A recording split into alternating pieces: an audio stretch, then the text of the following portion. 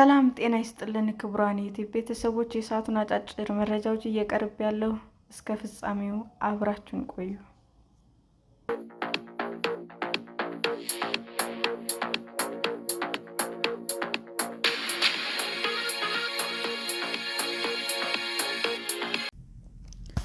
የሀገሩን ወጣቶች ከሩሲያ ጎን ሆነው ዩክሬንን እንዲወጉ ሲያባብል ነበር የተባለ ኬንያዊ ክስ ተመሰረተበት።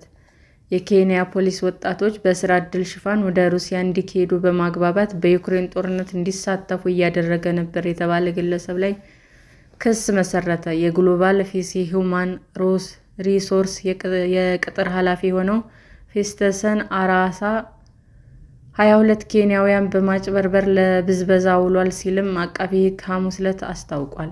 ተጎጂዎቹ ባለፈው መስከረም ወር በዋና ከተማዋ ናይሮቢ አቅራቢያ በምትገኘው አንቲ ሪቨር ከሚገኝ አፓርትመንት ውስጥ እያሉ ወደ ሩሲያ ከመጓዛቸው በፊት ተይዘዋል። ይሁን እንጂ ሌሎች 3 ግለሰቦች ከኬንያ ወጥተው ስለነበረ በጦር ግንባር ላይ ጉዳት አስተናግደው ወደ ሀገራቸው መመለሳቸውን አቃቤ ሕግ አክሏል። የ33 ዓመቱ ኦምዋምባ የተመሰረተበትን ክስ ጥፋተኛ አይደለም ሲልም አስተባብሏል። ባለፈው ሳምንት የኬንያ ብሔራዊ የስለላ አገልግሎት ሪፖርት እንዳመለከተው በድምሩ 1000 ኬንያውያን ከተጀመረ 4 ዓመታት ባስቆጠረው የዩክሬን ጦርነት ከሩሲያ ጎን ሆነው ለመዋጋት ተመልምለዋል።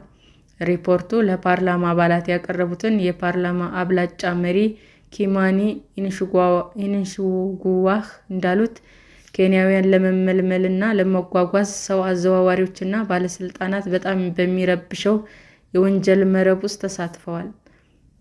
በዚህ ወር መጀመሪያ ላይ ለፖሊስ እጁን የሰጠው በኢትዮጵያ ድንበር አቅራቢያ ባለች ከተማ ነው። ባለፈው መስከረም ወር ከአንቲ ሪቨርስ የተያዙትን ተጎጂዎች ስሙ ካልተጠቀሰ የውጭ ሀገር ስራ አገናኝ ኤጀንሲ ጋር ውል መፈራረማቸውን ፖሊስ አስታውቋል። ለቪዛ፣ ለጉዞ፣ ለማረፊያና ለሌሎች ሎጂስቲክስ እስከ $18,000 ለመክፈል ቃል ገብተዋል ሲልም አክሏል። የብሔራዊ የስለላ አገልግሎት እንደገለጸው ከሆነ በርካታ ኬንያውያን አነስተኛ ወታደራዊ ስልጠና ካገኙ በኋላ ወደ ግንባር ይሰማራሉ። በዚህ ወር መጀመሪያ ላይ የኬንያ መንግስት ሩሲያ በዩክሬን እንዲዋጉ ኬንያውያን መመልመል እንድታግድ እንደሚያሳስብ ተናግሯል። በናይሮቢ በሚገኘው የሩሲያ ኤምባሲ በበኩሉ ኬንያውያን በዩክሬን እንዲዋጉ ማበረታታትን ወይም በዩክሬን ላይ ወታደራዊ ኦፕሬሽን ውስጥ ለመሳተፍ ወደ ሩሲያ ለመጓዝ ለሚፈልጉ የኬንያ ዜጎች ቪዛ ሰጥቷል መባሉንም ውድቅ አድርጓል። ኤምባሲው የውጭ ዜጎችን ባይመዘግብም የሩሲያ ሕግ በሩሲያ ውስጥ በህጋዊ መንገድ የሚገኙ የውጭ ዜጎች በፈቃደኝነት በጦር ኃይል ውስጥ እንዲመዘገቡ እንደሚፈቅድ ገልጿል።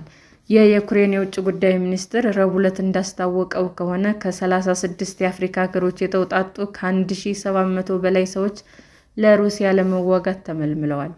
ደቡብ አፍሪካ ሐሙስ ዕለት 2 ዜጎቿ በዩክሬን እንደተገደሉና ሌሎች 15 ደግሞ ባለፈው ሳምንት ወደ ሀገራቸው እንደተመለሱ አስታውቃለች። ሁለቱ ደግሞ ሩሲያ ውስጥ በጣም ከባድ ጉዳት በማስተናገዳቸው ሕክምና እያገኙ መሆኑንም የውጭ ጉዳይ ሚኒስትር ኖላድ ላሙላ ተናግረዋል። የዩክሬን ባለስልጣናት ለሩሲያ የሚዋጋ ማንኛውም ሰው እንደ ጠላት እንደሚቆጥሩ እና ብቸኛው መውጫ መንገድ እንደ መሰጠትና እንደ ጦርነት ምርኮኛ መታየት መሆኑን ደጋግመው አስጠንቅቀዋል። ይሁን እንጂ የዩክሬን አፍሪካውያን ጨምሮ የውጭ ዜጎች ከጎኗ ሆነው እንዲዋጉ ለመመልመል በመሞከሯ ቀደም ሲል ትችት ተሰንዝሮባታል። ሰላም ጤና ይስጥልን ውድ የዩቲዩብ ቤተሰቦቼ እንዴት ናችሁ?